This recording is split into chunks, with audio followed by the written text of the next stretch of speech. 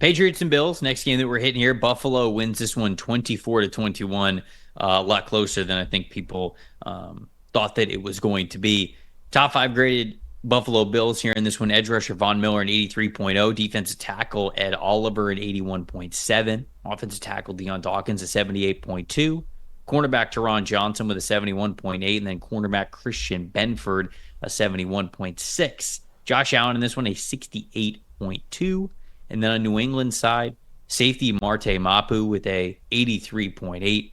Center Ben Brown a 79.8. Tight end Austin Hooper with a 79.3. Cornerback Jonathan Jones a 76.1. Tight end Hunter Henry a 75.1. And then Drake May in this game did struggle, a 54.0 overall grade. What was your stat that told the story here? New England had them on the ropes and then just kind of fell apart in the second half. Too many big mistakes. Yep. I mean, so they're up 14-7 at half. The Bills come out in their first drive and they score. Okay, cool. We got a tie game. Ramondre Stevenson then fumbles. Bills go ahead. Then, you had a Drake May interception on a really good drive from the Patriots, and then a Drake May interception to the right corner in the end zone that I couldn't tell if he underthrew it or a miscommunication or what happened on that throw, but either way, interception in the end zone. Then you had the backwards pass to Ramondre Stevenson that he dropped and ended up being a fumble that I believe it was Taron Johnson recovered for a defensive touchdown for the Bills. You have all these turnovers resulting in 10 points for the Bills that ended up putting them up 24-14. And that was pretty much it from there. I mean, and Drake May, after a million penalties down in that goal-to-go scenario, they scored a touchdown, but couldn't get the ball back. A 57.7 offensive grade in the second half of this game. On the road against a team like the Bills, you have to play 4 quarters, and the Patriots only played 2 without all the mistakes. So those mistakes that cost them a ball game where I think they really had the Bills on the ropes for the first half of it. Yeah, the second half turnovers was my most disappointing that I was going to mention. They were up 14-7 going into the half, and then they came out in the second half and went fumble, interception, fumble. Whoops, that's it.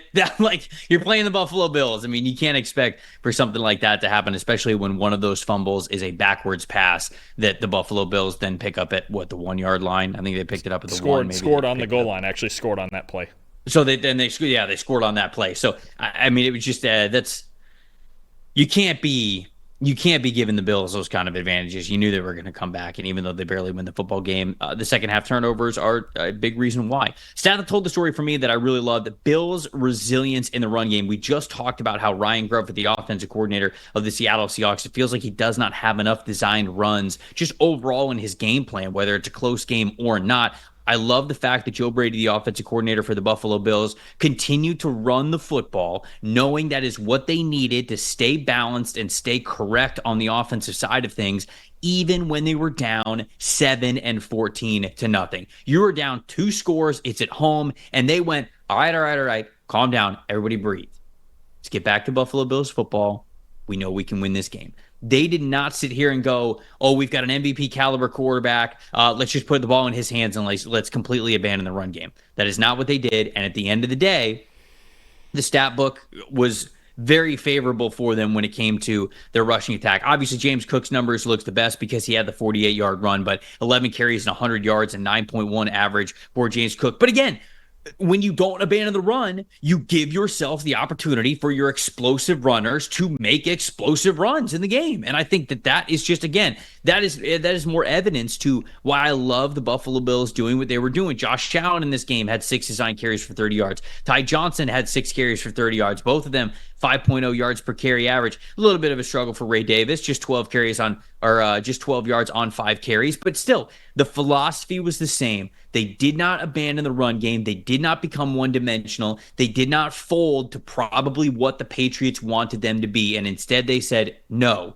we are still the better football team. We've got plenty of time to prove it. And the way that we do that is by playing our game. They did. They won the game in the end. So the run game mentality and resilience, to me, is the stat that told the story and allowed Buffalo to score enough points to win this football game.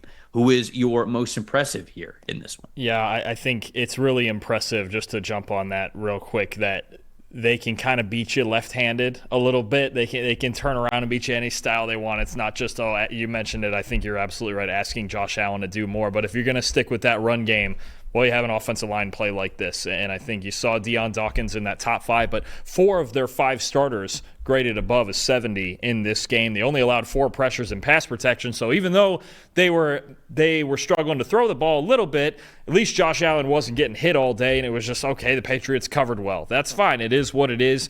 At least it wasn't because he was under pressure and your offensive line played poorly. I think this is a unit that has played quietly very well all season. I know we've got some star-studded offensive lines in the league. We talk about the Colts and the Eagles and Detroit, teams like that every single week, but the Bills very quietly, and sometimes there's 6 offensive linemen out there.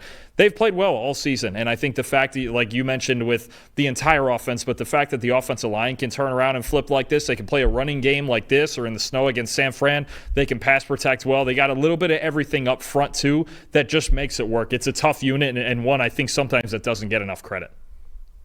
My most impressive, I will go to the Patriots. Obviously, it was a tough game to lose, especially when they were up 14-0. But Marte Mapu played incredibly well, and we talked about him as the number 1 player on the grades list for the New England Patriots. But he had a fantastic day. 83.3 overall grade, 90.6 run defense grade, and a 65.7 coverage grade. And really, that coverage grade I think is lower than it should be. I mean, he's got 4 targets, 2 catches allowed, and the 2 catches allowed. Okay, that's obviously a reason why. But he had an interception, which he doesn't get a lot of credit for the interception because it was really just a bad Josh Allen pass that sort of went right to him in the end zone. But the dropped interception was an incredible play. I mean, he was sort of playing that robber / over the middle defender role where he was coming down a little bit from a 2 safety alignment. There was somebody who was doing a deep cross over the middle. He immediately, gets hip to hip with him. He's playing coverage so well that when the ball comes their way, he is able to undercut that immediately. If he would have come away with that one, I think the coverage grade's a lot higher, but he put himself in position to make that play, and some of the run defense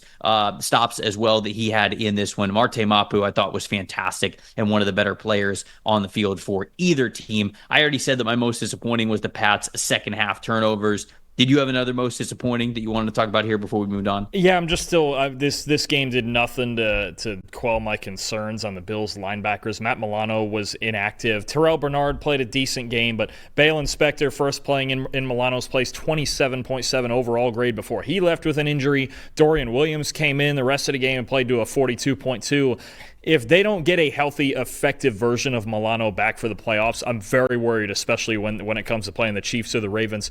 The Bills have the lowest graded linebacker unit in the league, Trevor. The next closest team is 9 points above them.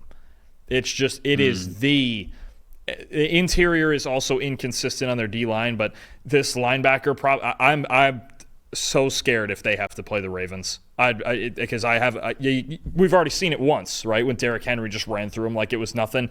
I'm extremely worried if they have to play Baltimore or even Kansas City with their interior in the playoffs, that these linebackers, unless they get Milano back at the Matt Milano that we're used to seeing, that's the part that would worry me the most in those matchups.